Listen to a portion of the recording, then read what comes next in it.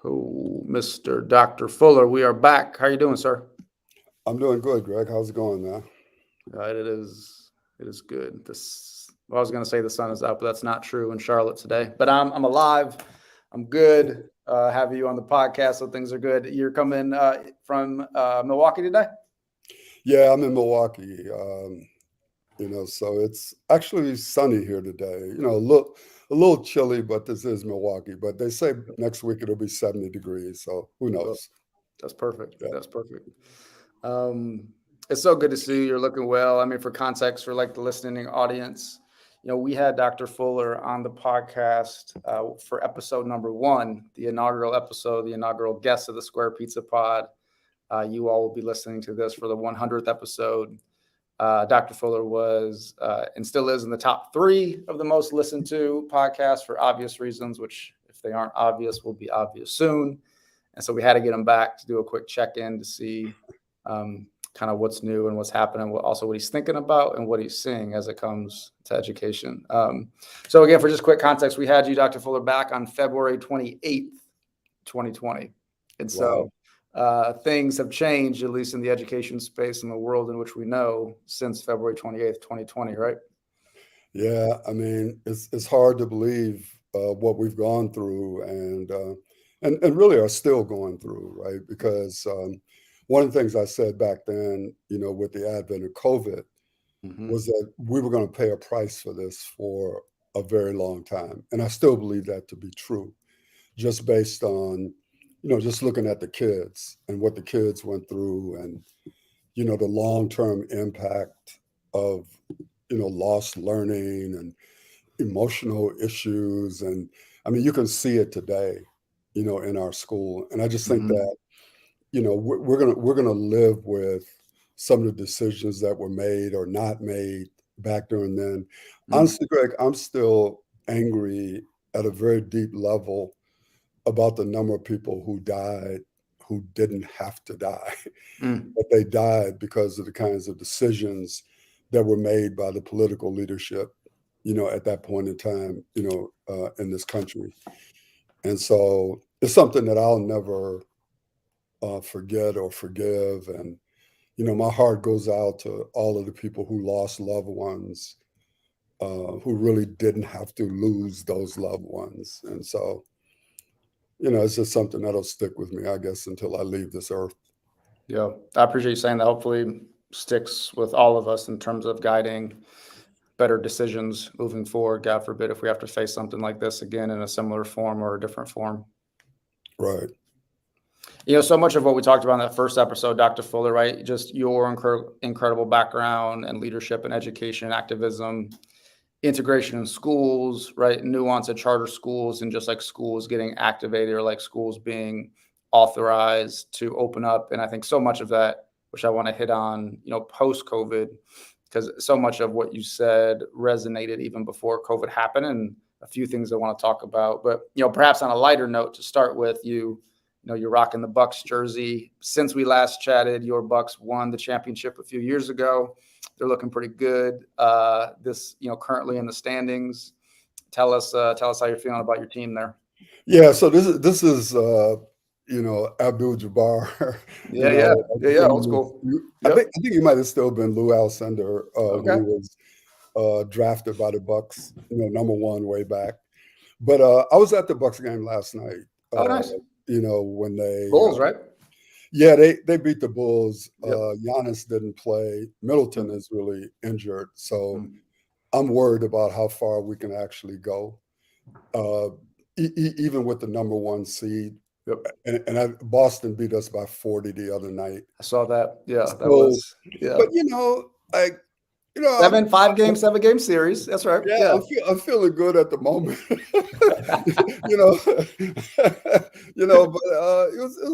it was a great game last night. But Drew Holiday is really, at this point in time, the man. Yep. And Brook Lopez is playing out of his mind in ways that I've never seen him. Well, I was going to say who. So, that might be the best quote you give, because nobody's ever said that before. Any basketball fan I don't think has ever said that respectfully to Brook Lopez, right? Yeah. So it's we'll see. This is going to be interesting. Just like the NC 2A. Yeah, It's yeah. both the men and the women. I mean, this is my time of the year, Greg. This is my Yep. time of the year, Okay. man. All you gotta do is zone out on basketball. You could forget about the rest of the world and Yep. whether or not Trump got arrested, Yep. and you can just concentrate on basketball, man. Catching at a good time. Yeah, a lot of good basketball. NCAA was wild, Yeah, both men's and women's, right? That yeah. parity was hopefully good for the sport, and then we'll certainly be interested to see what happens at the NBA level. Yeah, I think all of the fallout, about the women and the whole idea of they're trash talking. Oh my God, women are trash talking. Oh, we can't, we can't have that. It's so insane, Yeah. man. Well, so many elements to it, right? And I think even just the one of the Sports Center episodes I was watching, it'd be like, baseball, hockey, male sports, physical violence that is usually tolerated a little bit. Right, And some people are getting a little sensitive about women talking a little smack. Like, God forbid, right, if they started right. throwing hands at each other like it was in football or baseball, people would lose their minds in that way. Yeah, good time for sports action. The Bucks and the Bulls. Patrick Williams, I believe, in terms of a Charlotte connection for the Bulls, he graduated from West Charlotte, the high school I taught at when I first came to Charlotte a while ago. Yeah, he was off last night. He Was usually, he off? Okay. yeah, he usually burns the Bucks with a few more threes. But I went with a friend of mine who's a minority owner of the Bucks. Oh, So I okay. was like, 6 rows from Okay. you know Yeah. from the from the Bucks bench, right? So I had really good seats. When I go with him, like I actually see the game. You can almost touch him at that Yeah, point. so it was pretty cool. Yeah, Good for you. That's great. yeah, Um, and I want to pick up on a few things we talked about last time. So for those that don't know, you have the Howard Fuller Academy doing incredible work in the Milwaukee area. I had two questions from the last episode we had with you, right? You were still teaching, I think, one day a week with seniors. So curious if you're still teaching, and I think you were also kind of looking at getting a new building or expanding yes. upon development of that building. So curious, like, are you still teaching, and what's the building update? Yeah, so I really want to talk about both of those. I appreciate you Great, asking. cool. So this year, I taught during Black History. Well, teach, in parentheses, during Black History Month. And essentially, what I do, Greg, is I touch every kid in the school, and I do different things with different grade levels. So with the ninth graders this year, what I do is I put together like a PowerPoint presentation of historical figures, Mm. but also try to bring it up to today. In historical figures like Claudette Colvin, because we want our kids to know that this young woman was arrested before Rosa Parks. Mm. Rosa Parks, Martin Luther King, Malcolm, but Yep. then people from the hip hop world, because these kids think they know hip hop. But so I put up Curtis Blow and Africa Bambaataa because I'm Okay. like, do Yep. y'all know who they? Right. So I have a lot of fun, with the ninth graders with that. With the 10th graders this year, we read Claudette Colvin's autobiography, Mm. because that allows me to get into, like young people making history and did you know about Claudette Colvin Yep. before Rosa Parks? And then with the seniors, there's a book called Best of Intentions. Hmm. It's about a young dude. It actually happened Oh, in wow. the 80s. I think it was a young dude who went into a program called the ABC program, A Better Chance. And they used to get poor Black kids, like in this instance from New York, to go to schools like Exeter. And so this young brother came home, for the summer after being accepted at Stanford and all that. And him and his brother, even though his brother got off, jumped an undercover police officer and Mm. he was killed. And so the whole book is about that.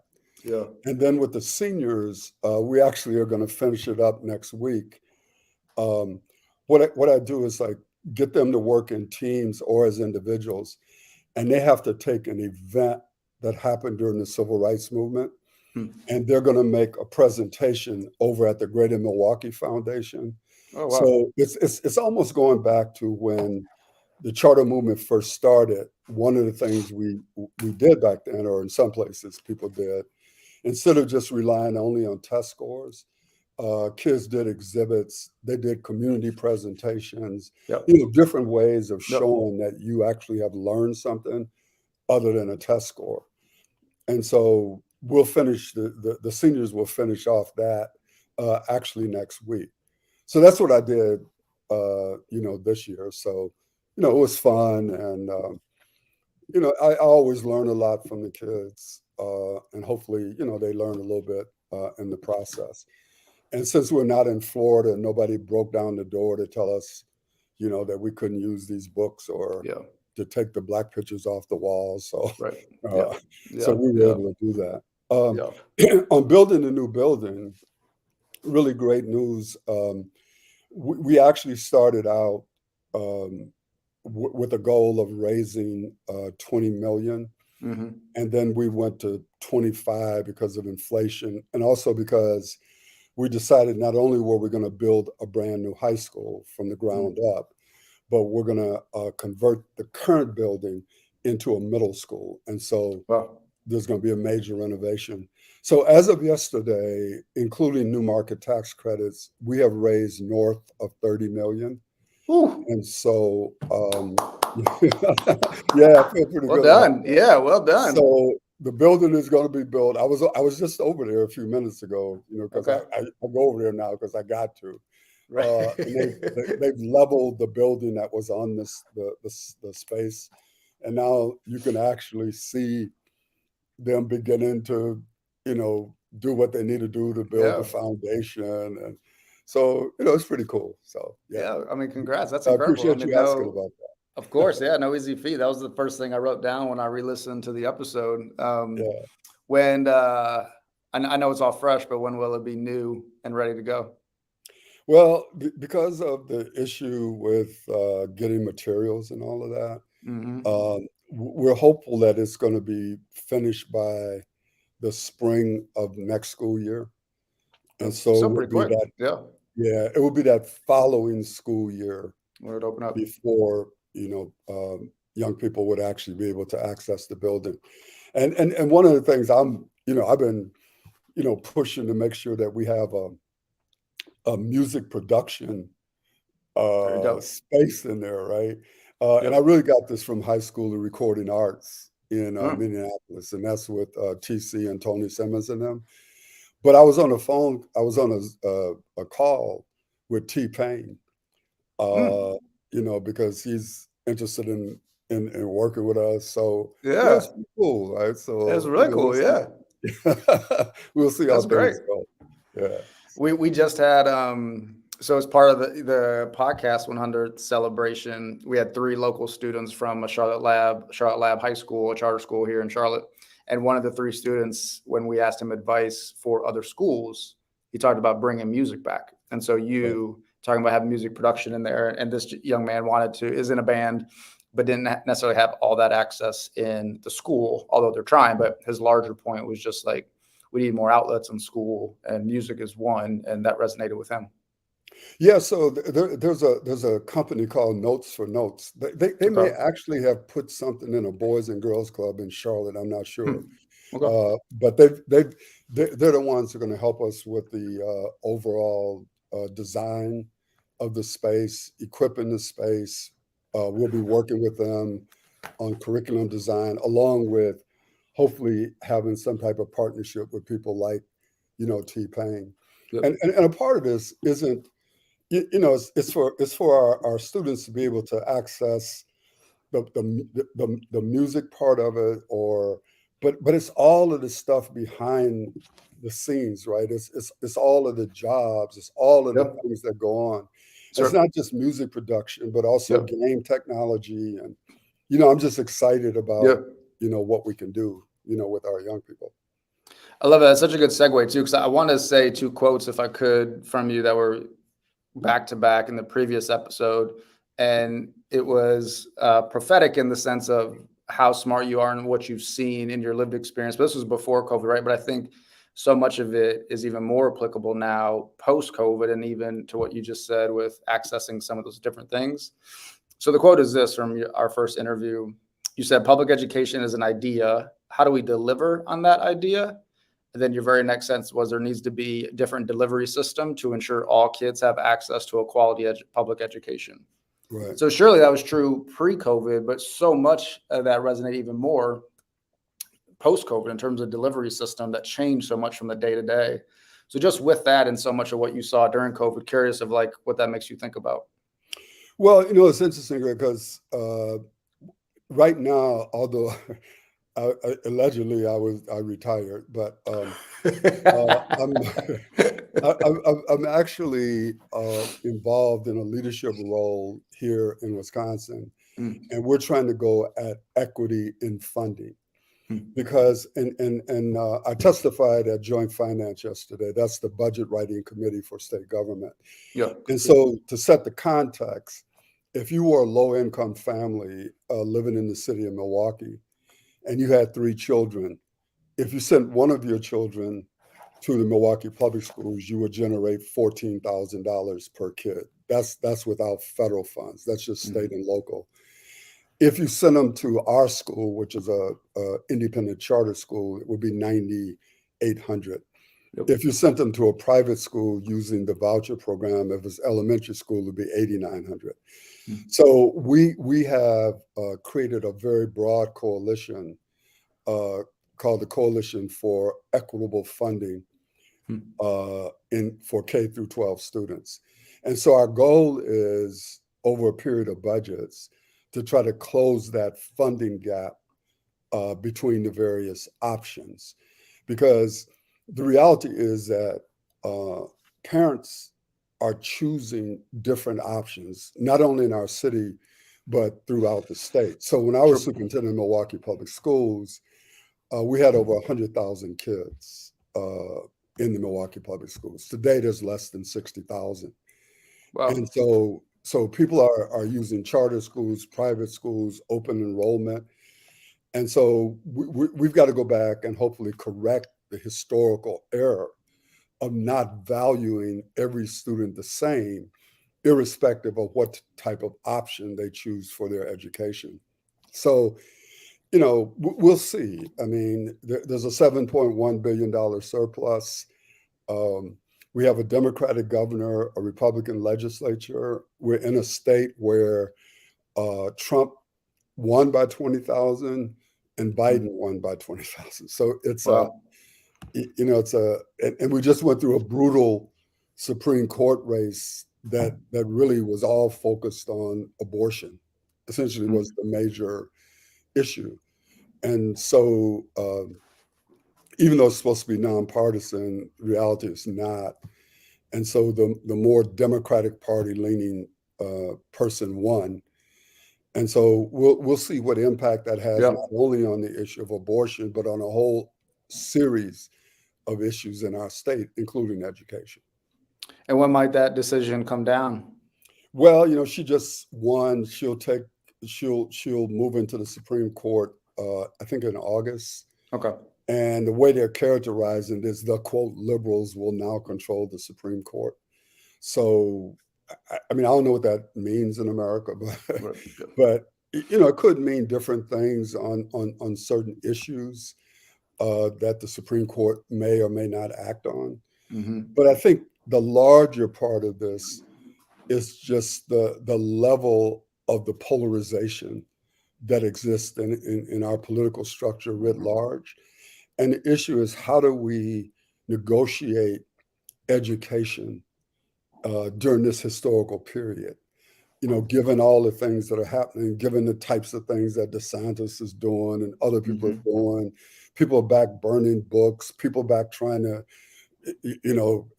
tell people you can't be woke. I mean, it's insane, right? But it is the environment in which we live. Mm-hmm. And I believe you can't function in a world that you wish existed or a world that used to exist. You have to function in the world that is. And so I think for those of us who care about education, care about certain issues, we're going to have to figure out how do we negotiate this period of history. And with that being said, did you see any positive delivery systems or positive outcomes during COVID in terms of locally at your school or just across the country? Well, a couple of things I would say. Number one, it's really interesting what happened when people with money once again decided that choice was okay. Important. Oh, And yeah, all of a sudden, so right? Yeah. the kind of pandemic pods that got created, all Yeah. of a sudden you had people saying, well, if you're not going to open up the schools, we're going to use our money and our resources to create. So all of a sudden, parent choice was seen in a different light because you're no longer talking about low income and working class people accessing choice. So there are various forms of choice out there right now, quite honestly, that I don't necessarily favor because I don't think it serves the interests of low income and working class people first. Because Sure. I believe that when you have what amounts to universal choice, this is just me, that people with money who are already advantaged are going to be more advantaged. And I got into this to try to figure out how do you advantage low income and working class people? How do you give them some of the options that those of us with money have always had? Right. And so I think for your generation behind you, how you all negotiate these issues from a social justice standpoint is going to be extremely important. Yeah, I think that's 100% right. I appreciate you sharing that. And then we think about kind of celebrating you and supporting you with all the work you've done, the 100th episode of the Square Pizza Pod. What can our listening audience do to support you? Well, I think that Greg, I don't think it's really about supporting me, but I appreciate that. I think it's more about how do we support the needs of our poorest children? How do we and it is about education, right? But it's like I spoke at ALEC, this many years ago, and I tried to make the point that because you all support vouchers or charter schools, how am I going to be happy if you are opposing healthcare, if you don't want poor people to have decent housing, if you're out there actively trying to prevent Black people from voting? So what happens is that when we start talking about alliances, and convergence of interests around education, it isn't like we can ignore every other issue that impacts the families that we say that we're trying to help. And so a person like me, because I don't believe in either of these parties, the Republican Party or the Democratic Party, and I believe that people on the far right, if you can call it that, and the far left, I think they're both crazy. And so for me, the issue is trying to figure out where is the point of sanity, as we try to negotiate, these issues that impact our children every single day, right? And so if you're in a charter school or a traditional public school or a private school, you have to be concerned not only about what's coming at you in terms of the curriculum and what you can teach and not teach. We also have to be concerned about the day-to-day realities that these children face. Because as you know, during COVID, one of the things that I just had to laugh at, frankly, was when people started talking about, oh my God, COVID has shined a light on inequities. I'm like, where the hell y'all been? This is the stupidest stuff I've heard. What do you mean shine the light? The light been shining for as long as this country been in existence, right? Now all of a sudden you woke up and you saw the light. Come on, man. And so for me, the issue is, since you now have seen the light, what are you going to do about it? Right? Because our children, many of our children come to us, for example, 3, 4, 5 grade levels behind, literally in reading, right? At a high school level. We have known this for 30 years, Greg. This is like something that just popped up, right? So I was on a panel the other day, and I was trying to make the point, if you believe that Black children are not genetically incapable of learning to read. How come they can't read? And the only reason is because we don't have the political will to make sure that they can read. It isn't that we don't have the knowledge. Mm-hmm. Even though we ignore 50 years of research on how to teach reading, the reality is that we actually do know how to teach kids how to read. But the fact that we don't is not an indication of their inability to learn. It's our unwillingness to do whatever it takes to make sure that they learn. And so that was a reality 30 years ago. It's the reality that people like yourself and people who care about this, it's the reality that you're facing today. And I know so much we talk about, negotiating truce and the actions, and there's so many actions needed to take to get to a brighter tomorrow. Yeah. What's the first thing that comes to mind in terms of like what our audience needs to do in terms of acting towards a better tomorrow? The thing I would say, Greg, is the first thing I would say to someone is, what is the thing you're most passionate about? Because you made a very important point, right? I can say, oh, it's education. Oh, it could be housing. Oh, it could be criminal justice. Oh, it could be a living wage. Oh, it could be healthcare. So my thing is, since you know that all of those things are impactful, all of those things are needed for a person to have like a decent life. So my challenge to any young person, everybody's younger than me, but I mean, for people who want to engage and struggle, my question is, what is your passion?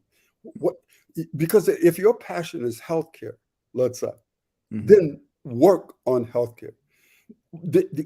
Find out what it is that can be done to change the reality of that for people who don't have it. I happen to focus in on education, right? But I'm not unmindful of the need to work across all of these different sectors of our society and our community. And so what I try to do is look for ways to collaborate, to look for ways where I can work with some people who are working on housing or who are working on healthcare, because we're going to need to work together, because all of these things impact our children, right?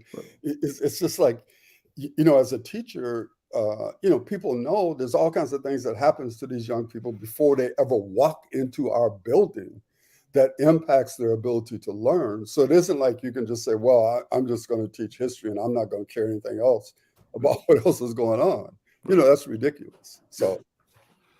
Yeah, I think that's good advice. And even within each of those sectors, right, so many different levels and ways to engage. And so it's why it's so critical that anybody kind of figures out what they're fired up about and then the right kind of action steps to do that. So I appreciate that nuance. Maybe a few fun questions to get you out of here. What musical artist are you listening to right now? You can't say T-Pain since you already dropped that knowledge. So you got to go to somebody else. Yeah, but it's funny you asked me that, because I was doing a thing down in New Orleans several weeks ago for a group. And so they asked me what was my current playlist.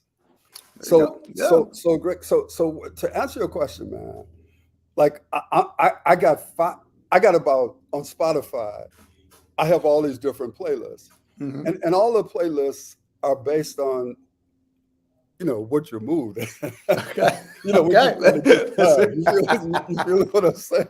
So let me just give you an example, right? Now, this is someone I just picked different songs out of it, but I'm okay. So I have a playlist called May. The May playlist. That's the title. As in the month of May. Well, yeah, but it has meaning that I ain't gonna tell you.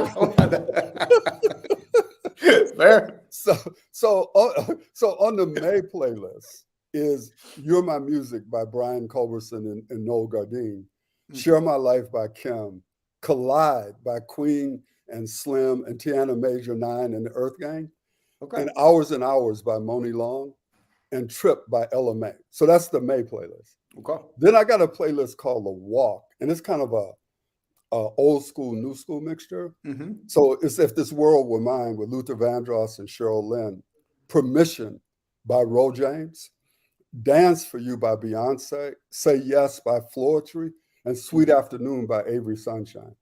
Then I got one called Sizzling. And there's, but Sizzling is, this is the old school Sizzling, Greg. So the old school Sizzling is Let Me Be Closer by Teddy Pendergrass, Juicy Fruit by Entombed, Slow Is the Way by the Isley Brothers, Sexual Healing, the a cappella version by Marvin Gaye, and Freak Me by Silk. But then there's Sizzling 2, which is the younger, we got a Sizzling 2. Oh, yeah, you got to have a Sizzling 1 and Sizzling 2, right? So, but the new school Sizzling, which is Sizzling 2, is Rocket by Beyonce, Naked by Ella Mai, Late Night and Early Mornings by Marsha Ambrosius. No, she was the other one from Floetry. Cream by Dixon, and Ooh Na Na by Sir and Masego. And then I got one of duets. It's kind of a old and new combination, but like Fire We Make by Alicia Keys and Maxwell, Fire and Desire by Rick James and Tina Marie, I Who Have Nothing by Luther and Martha Walsh, Daydreaming by Lupe Fiasco and Jill Scott, and Your Precious Love by Randy Crawford and Al Jarreau. So as you can see, my music taste is it's eclectic, right? And it's multi-generational. You know what I'm saying? Diverse. I wouldn't expect anything else. I do have a clear. I could go deeper on this in terms of the titles, but you only listed about 3 to 5 songs for each playlist. So after those 5 songs, they re-loop, or you're just giving us a little taste? No. So the May playlist has 748 songs. Okay. You're just giving us a taste. Okay. So I just took Well, I was gonna say it's gonna be wild if you kept different playlists with only 5 songs and just re-loop those songs. No. Those are just samples, and we can't get into all of them. You know what I'm saying? But I'll respect your privacy. So, funny. So we're streaming, but Miss Lawson, she's a parent from a student I taught in Nashville. So Miss Lawson, hello, be well. But she said you have good taste in music, and so you got some support happening right now. Yeah, tell her thank you. And I guess she feels like where I'm trying to come from. It all depends upon what you're trying to do, Greg. That's the whole thing, right? Absolutely. I asked you last time. I got to ask you again in case your answers changed. But what does Square Pizza remind you of, Dr. Fuller? Well, it changed because you taught me, right? So you remember, I wasn't. you told me it was because that's how you had pizza in high school, and they cut it in squares, right? Yep. So I want you to know, because of you. No. No, this is true. I haven't had pizza in a while, but the last time I had it, I had them cut them in squares, man. So you were the cause of me changing my pizza cut. I just want you to know that. If nothing else good goes well for the rest of my life, I'll take that. If I influence some action from Dr. Fuller, we did all right.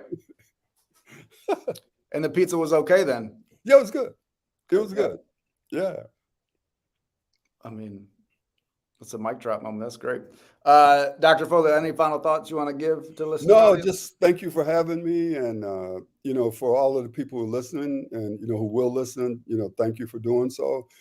And the issue is that, we all got to decide out here what we can do. Every one of us can do something. And the issue is to figure out, where can I make the best contribution to trying to change the lives of our young people?